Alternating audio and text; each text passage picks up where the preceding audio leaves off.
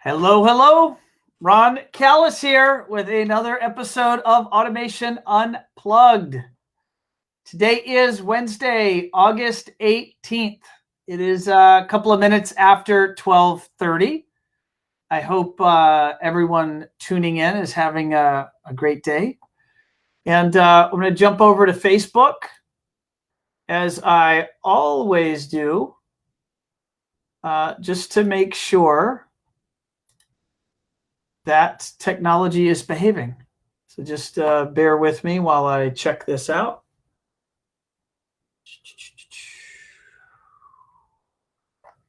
All right. I do see us. Looks like we are streaming live. And my team is telling me we are streaming live. We're good on Facebook and we are good on LinkedIn. Awesome. So I am super curious for those of you that are tuning in here live, and I'll say my software gives me the live comments from Facebook. It doesn't give me the live comments from LinkedIn. I usually will go to those comments after the show, and but please comment on both platforms. Don't be shy. But definitely would love you guys and gals to drop into the notes. Tell me who you are and where you're coming to us from. And, kind of the topic of the moment is CEDIA. CEDIA is slated to occur here at the end of the month and the first week of September. And I'm going to be talking to our guest about this because I want to get Chris's input. But there's a steady stream of manufacturers that are pulling out of the show for safety reasons due to the Delta virus, and we were here at One Firefly big fans of that show, and I've been to I said this until last year, I'd been to every CEDIA since 2000, and here we are. Sadly, with no live show last year, they did a virtual, and then this year everyone in the industry was full steam ahead, all systems go, rockets on the launch pad, and the countdown had begun, and then here you have it, lots of big brands pulling out, and I don't know what the success of that show is going to be at this point. So curious if anyone watching is planning to, as of right now, today's Wednesday, August 18th, planning to actually go to the show. I'd love to know if you plan to go to the show. Got some people already tuning in. Chris gives us a comment. Great content, dude. Thank you, Chris. Greatly appreciated. And Tomas from Panama, our regular listener, regular watcher. Thank you, Tomas, for tuning in. So anyway, just curious, drop that into the feed. It's going to be one of the first things I talk to Chris about, because frankly, I just want to know I know Chris is a member of ProSource, and he just came back from the conference in Texas, and kind of want to see what the buzz on the word on the street was from that event as it relates to upcoming events here in the fall. So without further ado, today is show 183. And we have Chris Edelen he's the president of Sterling Home Technologies. And I've known Chris, I want to say, since his very first moments in this industry. And Chris has a fascinating many decades of experience out in the real world, in the business world, before he found our industry. And we're going to talk to him about what does he think of our industry and what is it like running a business in our industry. And he was out there in Fortune 500 companies for years, and he brings a lot of that toolkit and that success and experience, and he's brought it to our little piece of the world, which is here in the custom electronics space. So without further ado, let's bring in Chris, and let's see how he's doing. So let me pull him in. Chris, how are you, sir? I'm great, Ron. Good morning. I guess it's still morning here in Texas, and thanks for having me on. It's a real pleasure and a real privilege to join you this morning. No, it's It's my pleasure, Chris. You're one of those guys that whenever I want to just ask you a business question or what should I do in this situation or how should I think about this situation, you always have, frankly, a valuable perspective for me personally. And so I'm now honored to be able to share you with the rest of our audience and let them meet you and kind of learn about your background. So again, thanks for coming on the show. Glad to be here. So let's start with what is Sterling Home Technologies? Where do you guys operate, and what's your role within the company? Sure. So Sterling Home Technologies, we're starting our 17th year. We're based in Boerne, Texas, which is a suburb of San Antonio. So we cover basically the greater San Antonio area. We have a Hill Country office, which goes what we refer to as the Texas Hill Country up in the Highland Lakes area. We just opened that office last fall, not even a year ago, to cover the area of Marble Falls, Fredericksburg, all of the Highland Lakes. As we've all experienced COVID in the last year and a half or so, that area here has boomed as people have tried to get out of Houston, Austin, San Antonio, and get more rural. So we're basically greater San Antonio. Within 100 miles is where we go. We've tried to stay out of Austin for many years just because of the traffic, but we have builders pulling us in there as well. So we're doing a little bit more business than we ever have in Austin. Well, there's obviously lots of buzz about Austin, and what is it? Tesla's moved into Austin, and so give the rest of the world. I mean, you can. I don't want to. I'm not dissing San Antonio. I'm not. But what's the buzz going on in Austin from your perspective? I know we at One Firefly, we actually have one of our largest concentrations of staff is in Austin. It's a great town. Well, it's a great city. Both of our boys live in Austin. They're in their early to mid 20s, and they love the city. It's high tech. When things started diversifying outside of Silicon Valley, they started moving to Austin about 22 years ago or so. There's a lot of technology there. Apple has its second headquarters there. It's $1 billion building they built, started a couple of years ago. And I think it's just recently opened, maybe not even totally open. Tesla, I drove by it the other day, a massive factory they're building for their new Giga truck, I think they call it. It's as we were driving down the highway, I was saying to my wife, what the heck is that down there? And it's a massive facility. There's a lot going on there. There's a lot of companies moving out of California to Austin, San Antonio, and Houston, quite frankly. Cost of living's great. It's the last several years until this year has been ranked number one place to do business, state for business on CNN, I believe. Austin ranked the city in Texas. So just a lot going on there. There's a huge high-tech concentration of people in Austin.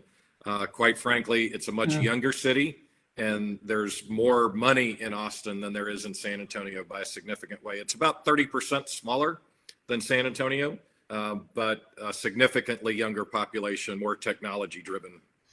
I'm assuming, is it a fair assumption that to be a CI business in that San Antonio, Boerne, Austin, Fredericksburg market, I mean, is business good? Yeah, business is great. We've had our best year ever the last 12 months or so. We've seen things slow down a bit, but still very strong. This year, year to date, pretty confident that we're going to have our best year ever this year, unless the bottom falls out for some reason. But we've had a very, very strong start to the year, and the growth in the Hill Country market is especially exciting for us. But San Antonio's on fire, Austin's on fire, all of Texas really is on fire. So we have a global audience here tuning in or listening to the podcast. Do you want those people to stay away, or are you welcoming them? What's the message here from a local?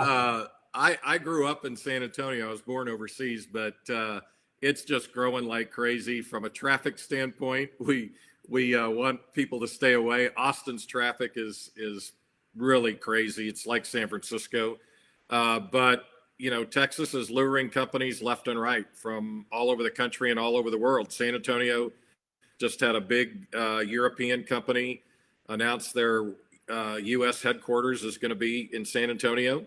Wow. Navistar is building their smart truck factory in San Antonio that's underway. Toyota's based here with a big manufacturing facility. Their U.S. headquarters is in Dallas. So Texas is really on a roll. So economy-wise, I say bring it on. Bring it on. All right, Chris, I got so many things I want to go through, talk to you about with our audience.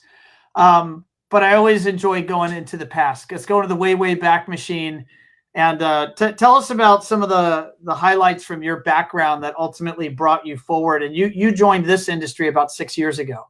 Right. Tell us about the career you had prior to that, if you're game. I'll actually start. I was born overseas. My dad was a World War II fighter pilot. I'm really proud of that. I kind of grew up in the military. One of 10 kids. We joke that we grew up in Edelen's military academy because that's kind of the way it was in my family. But it was a great upbringing.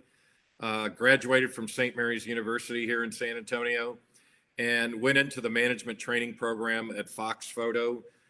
Which was, we were in about 26 states. I had a job offer, interestingly enough, from Allstate Insurance back in 1981 when I graduated from college. And they offered me $22,000 a year in their management training program. I took a job with Fox at $11,900 a year. I think my parents thought I was crazy. Why had they sent me to college when I made that decision? But what was attractive about it is Fox was a bunch of young, aggressive people who were going to make a difference. We had a great, aggressive CEO. We were trying new things. We were building new businesses, and you were promoted and moved up based on your performance, not how long you were with the company. Allstate, very, very different. You were reviewed every 18 months at that time. There was a very strict path that you were on. And I always felt from a really young age that I wanted to be judged based on my performance. So I joined Fox. Great decision. Really started at the bottom. I was supposed to start in the corporate office. They moved me to Colorado because somebody quit the week before I started.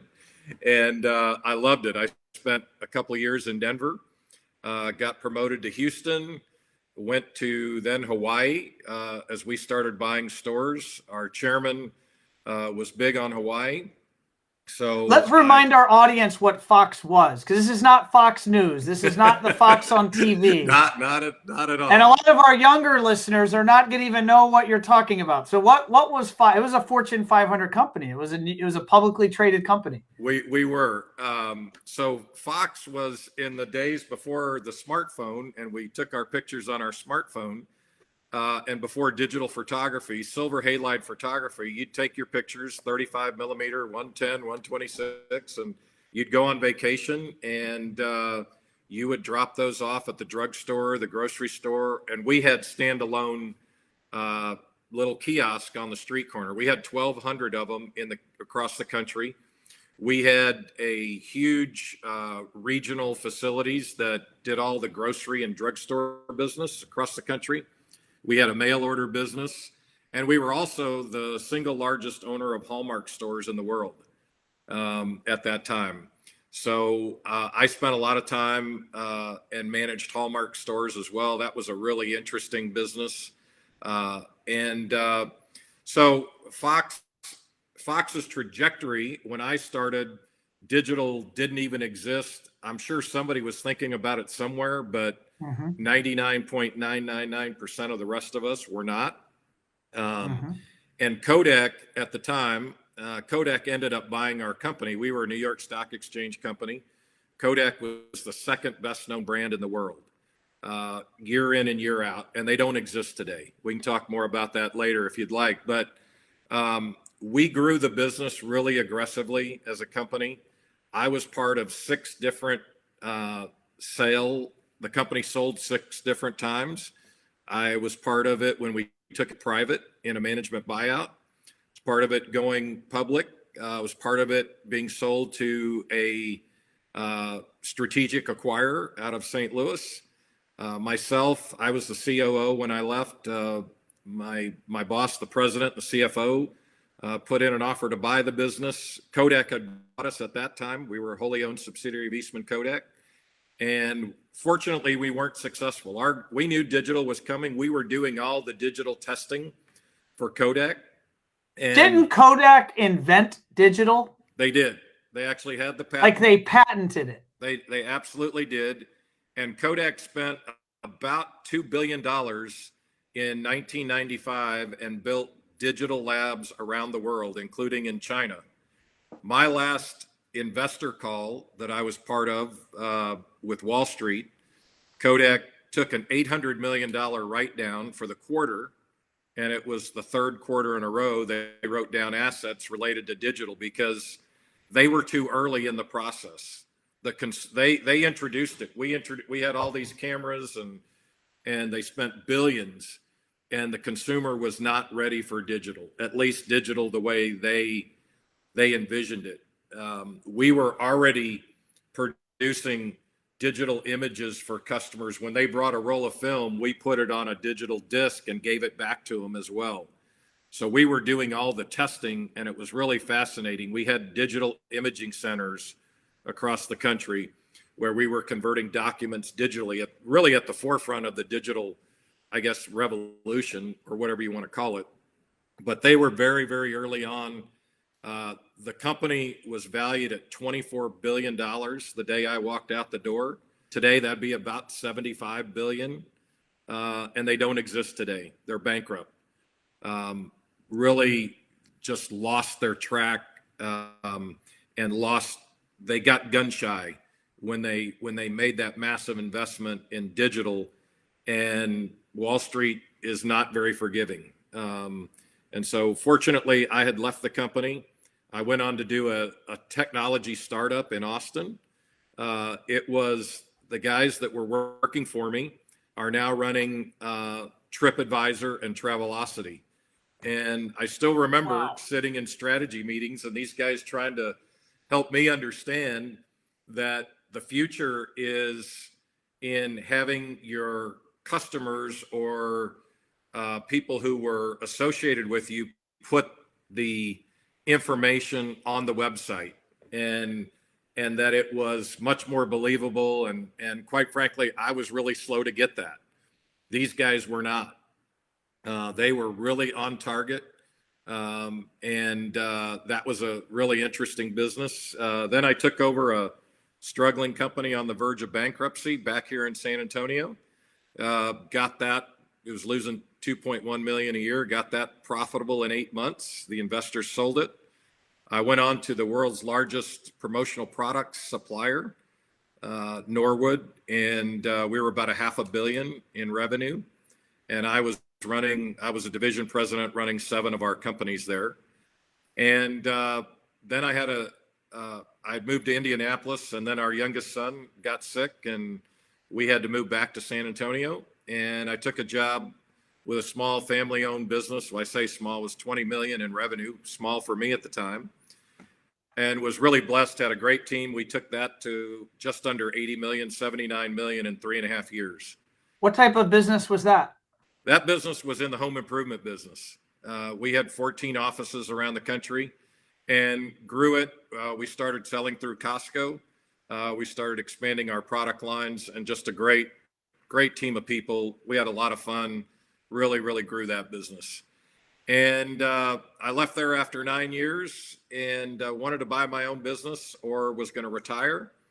And Kohler Corporation up in Wisconsin called me and asked me to join them and move to Wisconsin. And my wife, being a Texan, said, if you want to go, I won't change the locks on the doors, but I'm not going with you. Wow. So I ended up consulting and commuting back and forth once or twice a month for a week each time to Wisconsin, and absolutely loved it. Did that for 4.5 years, built them 2 business units that are now doing 100+ million each. And that's when I got a call from Todd Jarvis, who founded Sterling. And I was literally sitting in Kohler's corporate office working on a strategy plan for a new business. And he said, "You want to have lunch?" And I said, "Sure." And he said, "How about this afternoon?" And I said, "Well, if you've got a jet, you want to fly to Wisconsin, I'm happy to do that." Anyway, we met. How did he know you? How did he know that you existed? A mutual friend. I was also kind of another side gig. I was interim CEO of a Renewal by Anderson franchise. And the owner of that and Todd were friends. And so we would have some strategy lunches that I was helping just flesh out some things for both of them.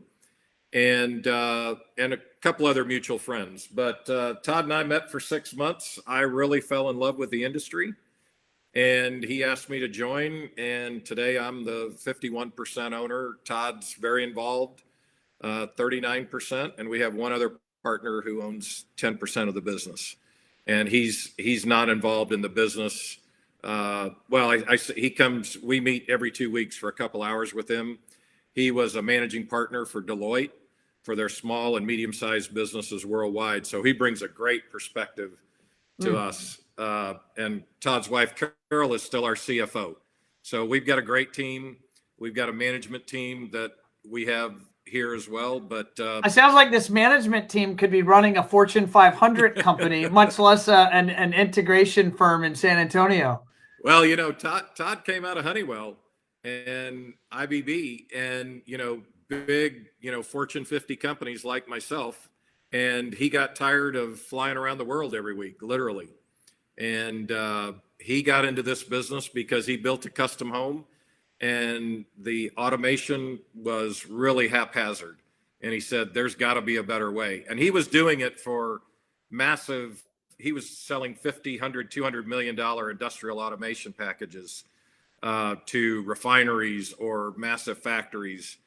And so he was familiar with the big industrial side of the business. And he's an electrical engineer. So Todd's role is really the operation side of the business.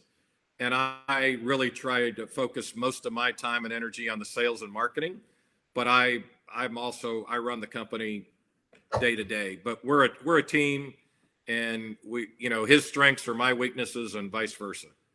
So what is it like? I'm gonna give you the layup obvious question. What is it like running a smaller? I don't know the exact size of Sterling, so I'll just say a sub $10 million a year integration firm compared to these, $50, $100 million plus enterprises that you were running previously. It's really interesting. I love it. When I first got here, I had more, I hate to say it, but I had more vice presidents and senior vice presidents than we have total employees working for me. So it was a big adjustment. It was a really big adjustment, but you can really make a difference. And we try to run our company really with strong Christian principles, and we try to make a difference in our employees' lives and in our customers' lives, and not just run a business for profit. So I'm really different from most of the people that will hear this podcast and most of the people in the industry, because I didn't grow up in this industry. I came from outside, and I will tell you, I've said this internally many times, this is the hardest industry I've ever had to grow top line revenue. And that's the honest truth. It is more challenging than any other industry I've ever been in. So let's jump on that. What are some of the what are some of the characteristics of this industry from your perspective that make it challenging to grow? And there's two sides of this coin, but obviously as a subcontractor to most of our builders, they view subcontractors very differently than I would view a partner. Not all of them. Some of them we're really partners, and we do 100% of their business. And we've got a great relationship, and we watch out for each other. But some of them, they just use us, and it's a race to the bottom. Who's the cheapest? We don't like to play in that sandbox. We do when we need to, but we think we're the best value in the market. We're not the cheapest by any stretch, but it's all about relationships in this industry. You're not, in most of the other businesses that I've run, you could advertise the product, whether you're advertising it to distributors or to the end users, and you can drive value. And I've been, Fox Photo and Eastman Kodak, you couldn't buy film photo finishing or film processing more expensively than us. So I've always been really in businesses that are high touch and high customer service. And that's this business today, which is what I like about it. But it's, there's so many guys working out of their garage and out of their truck.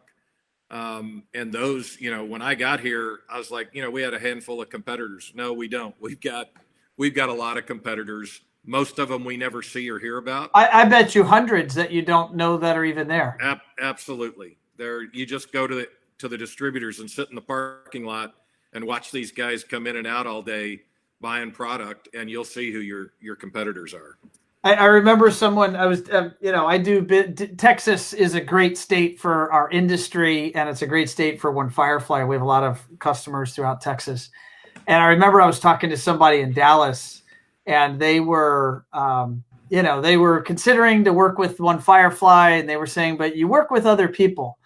I was like, and at that time I gave a number. I said, yeah, we work with about this many people. He's like, yeah, you work with everybody.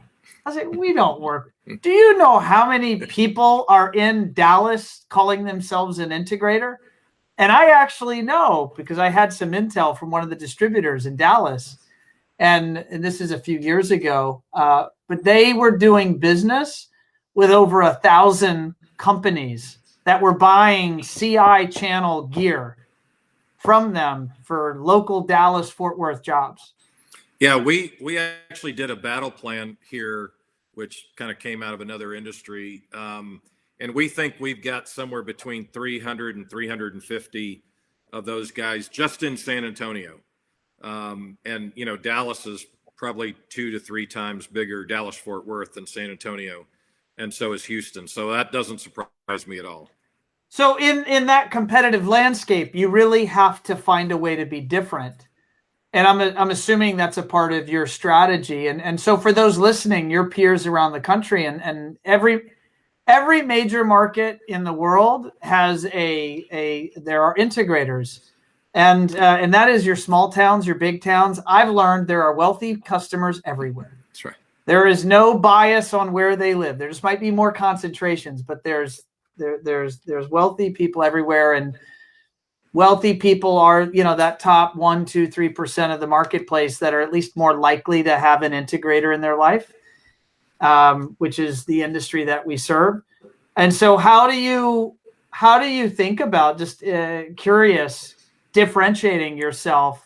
You mentioned customer service and that you enjoy customer service. Is that an area where you guys try to be different? How does the customer know to hire you and not that one-man operation operating out of his home garage? Great question, Ron. I tell builders all the time, for the most part, we all sell the same stuff. Okay. There's a few products that we have exclusively or that the small guys can't get. But for the most part, we're all selling the same products. What's going to differentiate us is our relationship with you. When you call, we're going to pick up the phone. Okay. If it's on a Saturday, if it's on a Sunday, Friday night, we're going to pick up the phone and we're going to support you. And the second thing is, we offer a service that's available to anybody else in the industry or most people in the industry, where we have 365 customer service coverage. That phone will always be answered, that email, that text message, doesn't matter if it's in the middle of the night.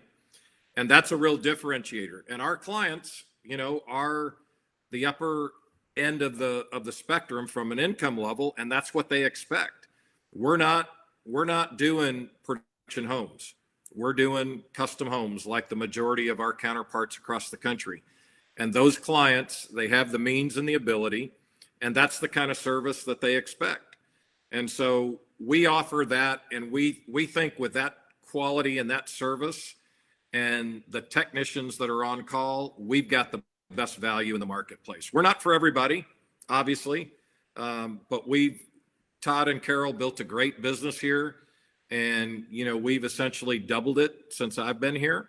But it's still you're grinding it out every day. But it's been a great, as I said earlier, it's been a great year and a half or so, and who knows how long it'll last, but we're taking advantage of it while we can. I want to go through a couple of just hot, very now issues, and then I want to circle back actually to Kodak, because I know you teach university level classes sometimes, right? And you'll talk about Kodak in those classes. I do. Yep. So we can touch on that if you'd like later on. Yeah, I just have a couple of questions there. But to bring it to the present and some of the challenges our industry is facing right now. First is manpower. Manpower, people power, woman power, just people. Resources are of a finite supply. And I'm hearing that there are people that are saying, I can't do anymore. The demand for our services is so high, but we have a people shortage. What are you finding in your market? And are you experiencing that, or do you have any ways that you are approaching that might be helpful to others? Yeah, so a year ago, we had exactly the same issue that everybody else is facing. But we had this bubble of business. We were doing an MDU project downtown, really the first luxury MDU in San Antonio. And we were doing the top 2 floors, all the penthouses and all the large units. And so, we knew this bubble was coming of significant business, so we had to hire up. And we did. And prior to that, we were really struggling, and we just put a real focus on it. Our HR person was very aggressive. We worked with a couple of recruiters, both from the industry and outside the industry. And we were able to hire 4 or 5 people about a year ago, late summer and fall. I think that, there was some commercial fallout on the commercial side of the business, and there was technicians that were looking. So we were lucky in that regard, and we were able to staff up. I will tell you, we currently have a job for a customer service coordinator that we have posted on Indeed, and I've been shocked. In less than a week, we have over 120 applicants for that position. And I don't know what's changed, but Texas cut off the additional unemployment support about 6-7 weeks ago, I believe now. I don't know if that's part of it. I really don't know, but we've never had the kind of response that we've gotten. Give us a comparison prior to, there's an interesting correlation, does not equal causation, but there's an interesting correlation in the state turning off that funding and now you having a spike in applicants. What would it have been prior to that? I'd say 20 or 30, maybe. The 5X, 6X. Yeah, it's just, we're just shocked. Matter of fact, there was a Slack message this morning internally, and somebody counted them up. There was over 120. And we think it's great because we've got some great candidates. And we also changed up our job posting, made it a much hipper. I guess we used a third party to write it up. And so that's probably part of it, probably a lot of things, but we're really excited that we've got some great candidates that we can look at for this position.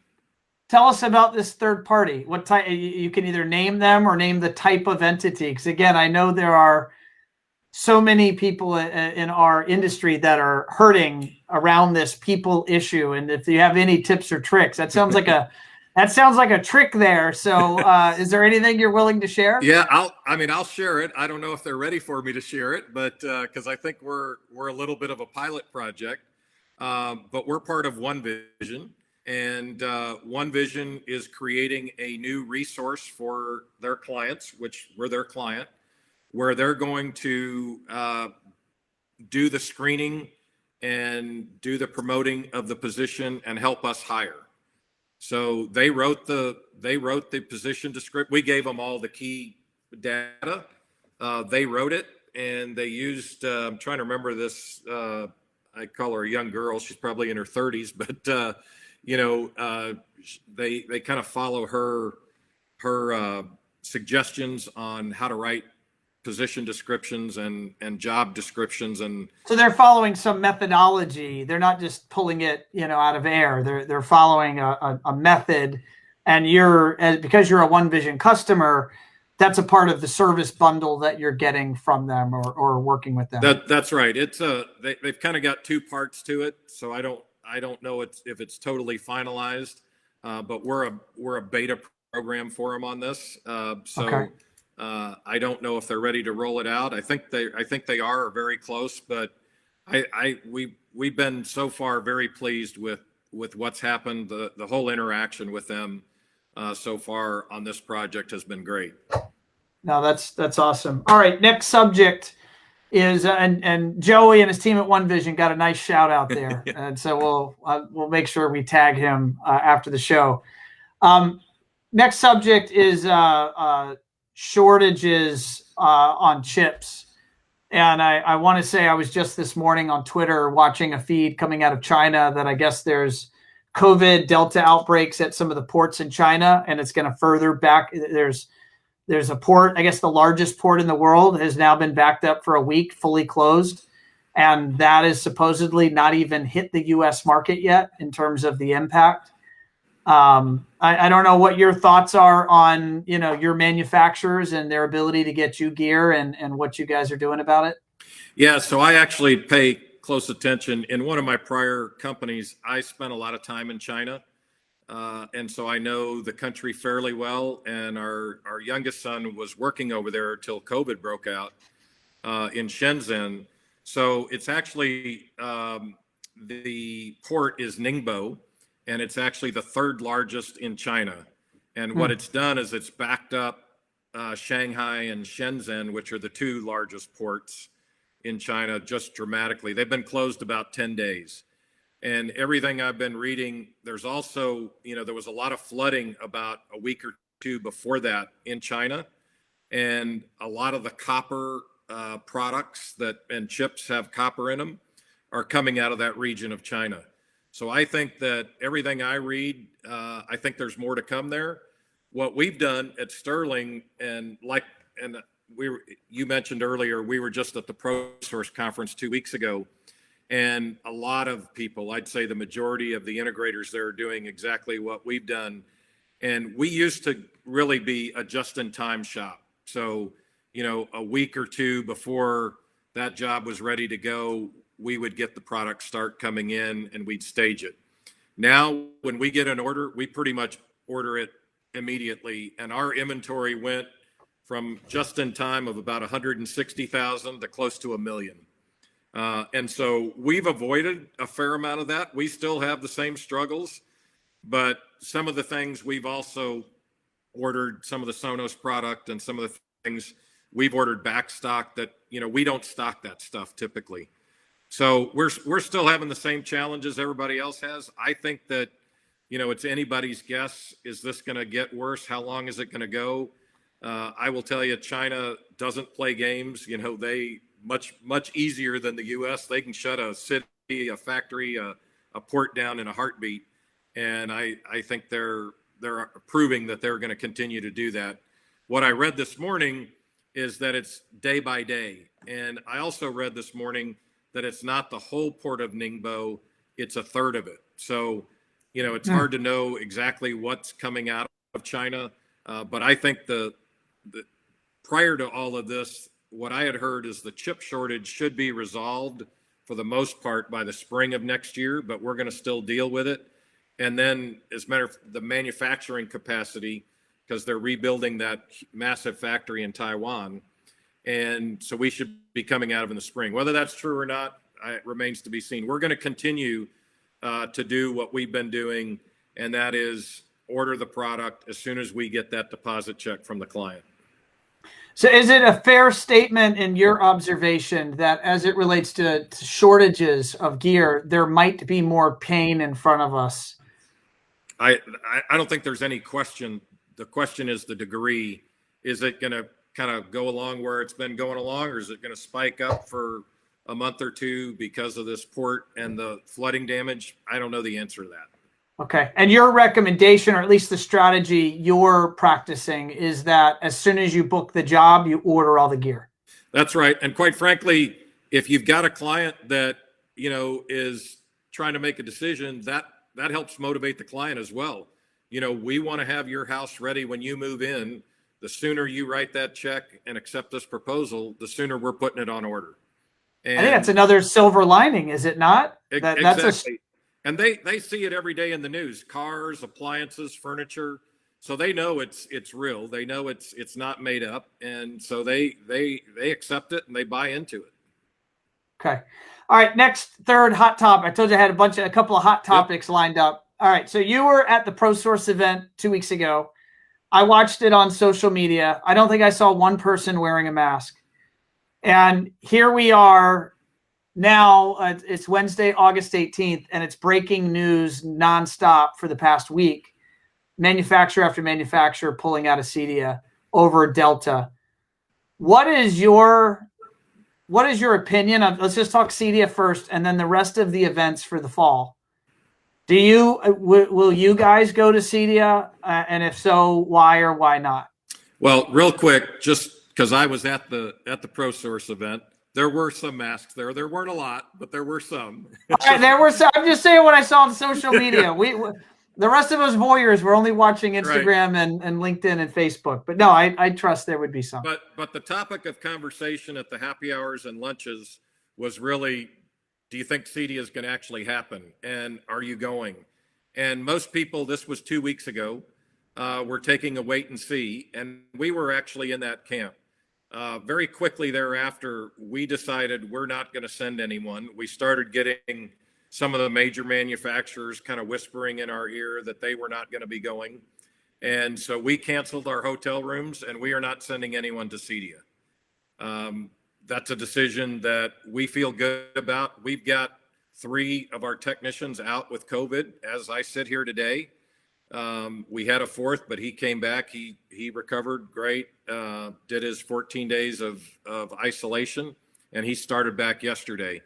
So we want to do the right thing for everybody in the company. And quite frankly, honestly, with the Delta variant, I didn't want to go in a hall with 3, 4, 5,000 other people and not knowing who has the vaccine, who doesn't.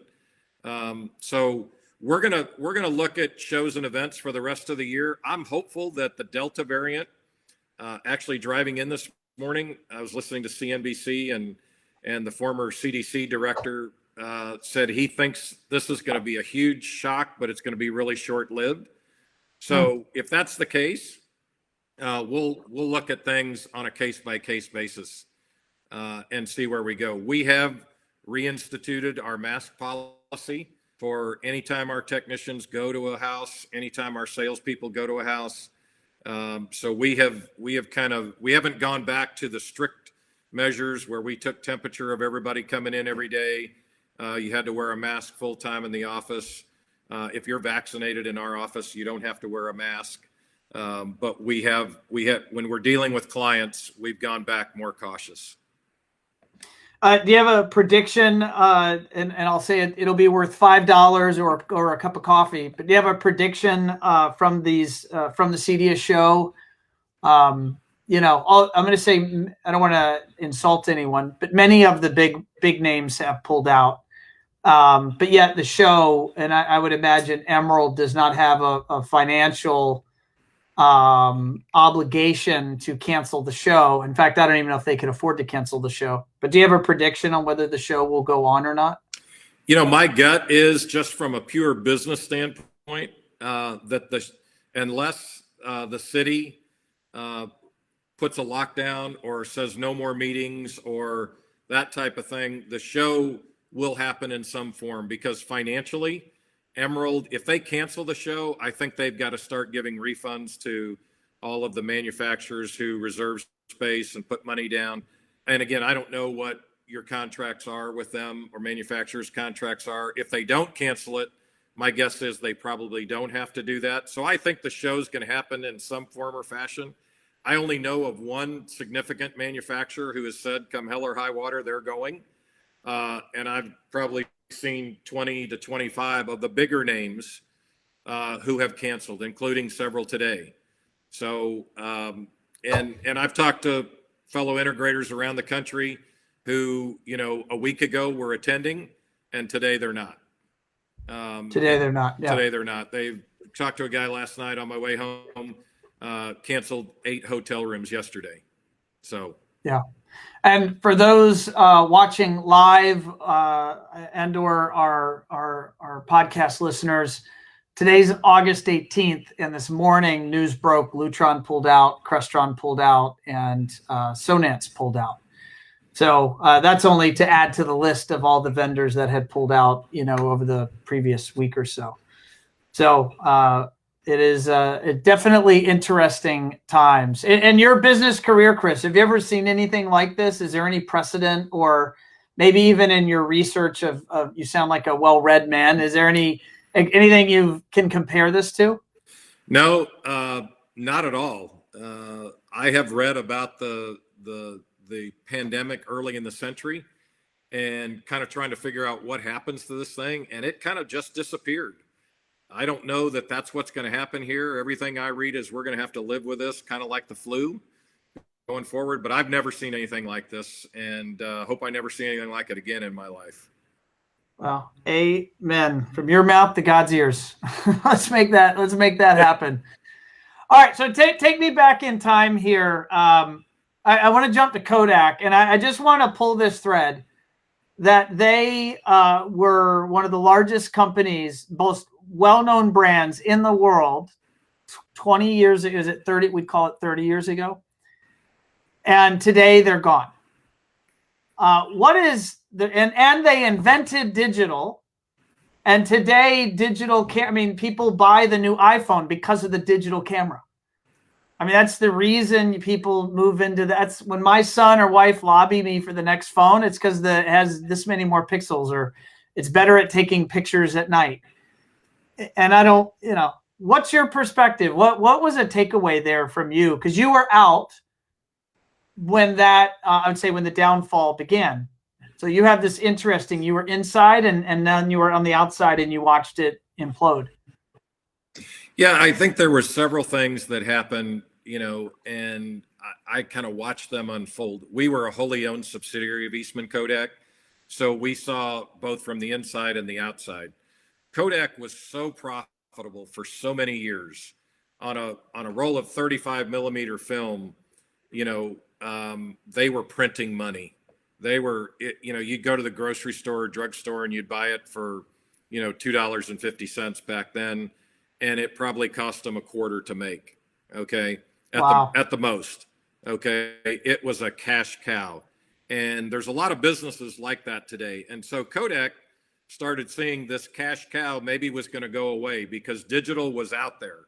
It wasn't really in the industry, but digital was out there. And the 1 hour photo labs had come along, and there was a lot of technology from the camera manufacturers, the Nikons and the Canons, who had nothing to do with silver halide photography development per se. And so Kodak said, rightfully so, we need to be on the forefront of this. And there was a lot of mistakes made in that rollout of that technology, and they got timid, and they didn't really, in my mind, have a strategy that was coherent. And then they got scared, okay, because it failed. And we were all part of that. We thought the timing was right, and we were doing all of the testing, and the customers loved, getting both the digital and the traditional. What none of us knew is that the customer wasn't ready to make that drop off the cliff and go totally digital. And that was the case. And that's okay. And for a company that size to write off $800 million in a quarter, it's pretty significant. But they got scared because Wall Street is really unforgiving, and it just cratered their stock. And all of the senior level guys at the corporate level, a huge amount of their compensation was stock based. So they started making decisions based on propping up the stock, in my opinion, and not stock buybacks, things like that. buybacks, and just making decisions on product to keep the cash cow going, and not really saying, okay, we were too early here. We've got these patents, and they started selling off patents. And I don't remember a quarter for a year after that they didn't have a reorganization and take a charge of $250 million or so, and a company like that, that's a lot of money, but it's not, you can still get over that. And so there was a lot of that going on. But I think the biggest thing was, and you hear it so much in Wall Street, they were looking at the next quarter. And we have to, I can tell you, I can say this today, but there were times at the end of a quarter where we would get a call from the factory, and they would send out 18-wheeler tractor trailer loads of film and paper, and they would sit in our parking lot until the first of the next quarter so they could say it was sold and show the profit. And we'd send them back the first day of the next quarter.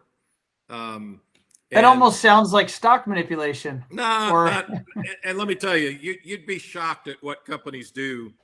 And there was, I don't think it was illegal, but it was all designed about the quarterly earnings. And you get the quarterly earnings announced, and now you're worried about the current quarter. So, and they didn't take the long-term view. And I think that's really what happened there. And then it was they replaced the CEO about every 6 months because they couldn't get a strategy that was working. All right, so let's bring it to the present. I know that you have been I'm going to use the word, you've been a disciple of Paul and Steve over at Vital, and you've been following or utilizing their business metrics tools, BI for CI. Why did you initially investigate that? And I know you were early, pre-Bravas, pre of the sale and all that. And how has it helped you with your business today? And are you still using it? We are absolutely still using it. We look at those metrics every month. And what drove me to that is I'm always a benchmarking and best practices person. Whatever industry I've been in, I look at who's performing the best. When I came into this industry, everybody probably listening and most people in the industry, they know what good looks like. Okay. Or at least they think they know what good looks like. I didn't know what good looks like. We were a profitable business, but I didn't know if our numbers were good, bad, or indifferent. And so I needed something, and there's not any group within the industry, or at least that I was aware of, where you could share that data and where that it was apples to apples. And one of the things Paul and Steve did, and for a lot of us, including us, it was like pulling teeth to get your chart of accounts so everybody's counting the numbers the same way. But every month I can look, and even if I think I had a great month or a bad month, and I can look in really 6 core metrics, and I can see how I perform against about 40 other companies. Now, I don't know who those companies are, but I know they're all within similar ranges of volume and revenue that I produce. And so I can check and say, wow, we're sixth best out of 40 here, but maybe we're 23rd in this category. And then I sit down with my team every month and we go through those numbers. And quite frankly, before we had that, they really, they thought they were doing pretty good.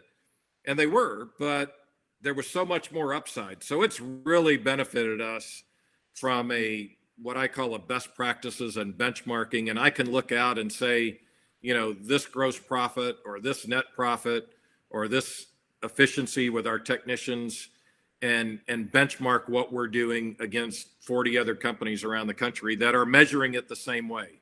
Because quite frankly, when I go to ProSource or I go to CEDIA and you talk to the other guys at lunch or dinner or over drinks, and somebody says, well, my gross profit or my labor is, we're all measuring it differently. There's no standard in the industry, and there still isn't, but Vital, at least for the companies that are in it, Vital has put together a standard that we can benchmark ourselves against each other. Why do you think so few in our industry have adopted this method of benchmarking data and joining the BI for CI Club? Well, first off, like I said, you've got to change really how you report. You've got to change your chart of accounts. You've got to change how you recognize revenue in most cases. I mean, there might be an occasional company that does it the way already, but it's a lot of work. Okay. And quite frankly, we had a lot of pushback internally. Is it worth all the effort and energy that you have to put into it? And I would say the answer is resounding yes. I think, I talked to someone at the ProSource show and they were real close. And they told me that the reason that they didn't pull the trigger, and what Steve and Paul told me early on, is exactly what this guy said, is it's a lot of work to get on that program. And that's what he told me. That's what Paul and Steve shared. So I think that's the biggest reason. And, fortunately for us, Carol, our CFO, came out of corporate America as well. So she's really great at the numbers. We have great financials, and she adopted it and has championed it all the way through as well. I'll speak from first person experience. We, One Firefly, recently hired a management consultant, and this management consultant's helping us in multiple areas of the business. And one of those elements that I've been missing in the 14 years of this business, but really in the last 6, as we solely focused on marketing, is the idea of comparing our benchmarks to other marketing agencies in North America. I was missing the ability to do that. And when we brought in this consultant, he said, I can help you do that, but you have to change everything.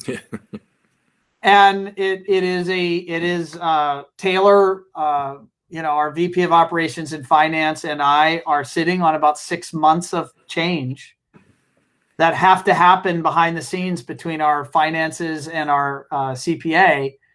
But on the other side of that work, we're going to be able to compare our performance across all of these important KPIs to the rest of the world of marketing agencies. And I'll add, Ron, that for some people, there's not the need or the value to do what I needed, because they've grown up in this business and they know as long as they have a financially healthy company, or in their mind financially healthy, and they can make payroll and they've got, a cushion of cash or whatever, then they're comfortable with that. I can tell you, having bought and sold over 30 businesses for companies and being directly involved, a lot of times, and we bought a company here, a small company, and the guy thought he was profitable, and we sat down with him and showed him on a piece of paper he was not profitable. And so it's really valuable if you really want to know. But I think most people are comfortable with where they are. And ignorance is bliss, they say. Yeah, and they didn't have the need that I had to do that. So, could you imagine yourself running and growing and improving Sterling without that data?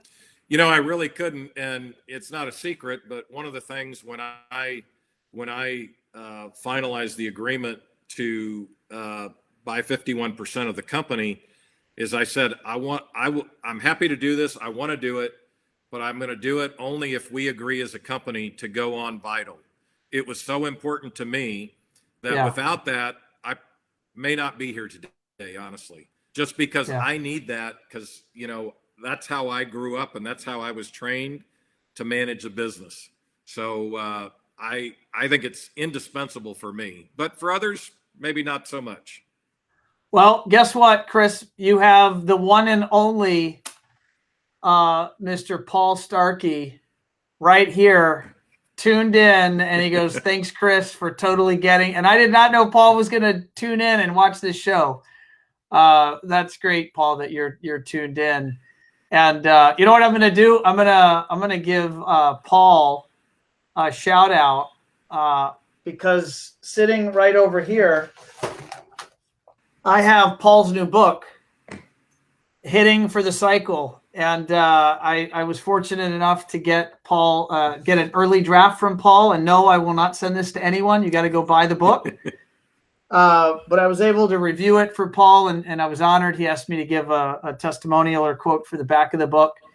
And Paul really, and the team at Vital, they really have a formula for success for this industry. So and to have someone like you, Chris, to advocate that and kind of validate that, it puts further wind in the sail that there is a better way, a more profitable way to run an integration business. I mean, you can be busy and not necessarily be productive or profitable. Yeah. And you've clearly understood that. Chris, I want to thank you, sir, for coming on show 183. It has been a pleasure having you on the show. If folks want to learn more about you or follow you or get in touch, what would be the recommended ways to have people reach you? Well, you can reach out on LinkedIn. You can reach out on Facebook, or my email is cedelen@sterlinghometech.com.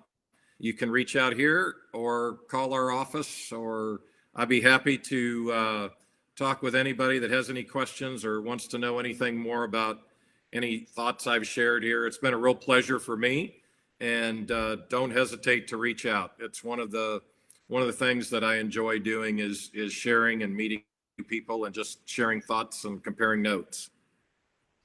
Amen. I see my team has dropped down into the show notes.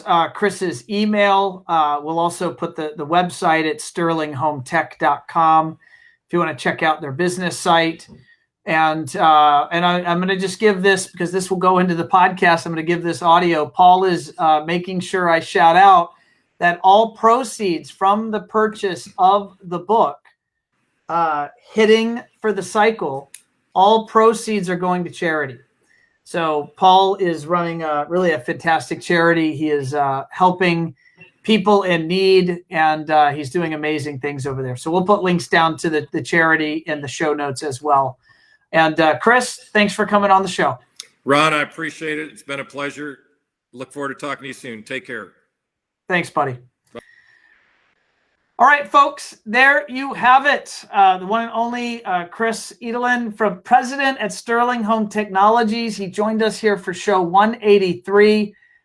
Chris is really a force of nature, and he's one of the good guys out there running a great business. And it's really, I know a lot of people, he sits on various committees and boards around our industry, and people look to him for advice, and that is yourself included, or myself included. So definitely appreciate him coming on the show. And then Paul is here in the notes, and he did drop that the charity is the website URL that is receiving the proceeds of the book, Hitting for the Cycle, is bblfund.org. bblfund.org. So definitely check that out. And regardless of whether you buy the book, donate. Paul's charity is helping women that have been harmed or in some way involved in the sex trafficking, the dirty underbelly of the world, and sex trafficking. And they're building homes for women that are coming out of that world and helping them transition back into, I'll say it, a safer, normal life. BBL stands for Building Better Lives. And I know that is near and dear to Paul and his wife, Jerry, and their hearts and their church there in Southern California. So they're really doing amazing things. And Paul will have to drop in the notes where they can buy the book and all of those details as well. But on that note, everybody, if you have not subscribed to the podcast, definitely do so. Go to your app and just type in Automation Unplugged. I think they actually changed, at least on Apple Podcasts. It's now called a follow. So you follow the show. They just changed that UI I want to say in the last month or so. So definitely tune in there. And here is our website, onefirefly.com. You can also give us a call. And again, thanks for tuning in. And I will see everyone. I'll see you next week. Thanks. Ciao.